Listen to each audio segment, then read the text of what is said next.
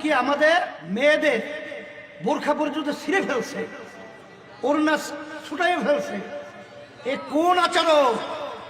এই আচরণ আমরা কঠিনভাবে ধিক্কার সহকারে আমরা প্রশাসনকে বলবো, আমাদের অন্তর্বর্তীকালীন সরকারকে বলবো, নির্বাচন কমিশনকে বলবো, যদি এর প্রতিবাদ করা না হয়, প্রতিকার করা না হয়, ব্যবস্থা নেওয়া হয়, বাংলাদেশের মধ্যে শান্তিপ্রিয় মানুষ যখন দাউ দাউ করে আগুন জ্বালাবে, বাংলাদেশ শান্তি হয়ে যাবে।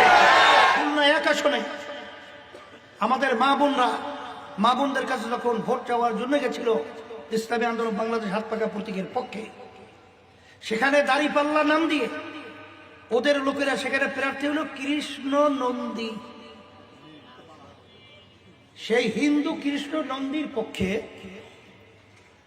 সেখানে দাঁড়িপাল্লা মার্কায় আমাদের মেয়েদের উপরে, আমাদের বোনদের উপরে, আমার মাদের উপরে যেভাবে ওরা অশ্লীল আচরণ করেছে, এমনকি আমাদের মেয়েদের বোরখা পর্যন্ত ছিঁড়ে ফেলছে, ওড়না ছুটাইয়ে ফেলছে।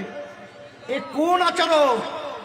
এই আচরণ আমরা কঠিনভাবে ধিক্কার সহকারে আমরা প্রশাসনকে বলবো, আমাদের অন্তর্বর্তীকালীন সরকারকে বলবো, নির্বাচন কমিশনকে বলবো, যদি এর প্রতিবাদ করা না হয়, প্রতিকার করা না হয়, ব্যবস্থা নেওয়া হয়, বাংলাদেশের মধ্যে শান্তিপ্রিয় মানুষ যখন দাউ দাউ করে আগুন জ্বালাবে, বাংলাদেশ শান্তি হয়ে যাবে।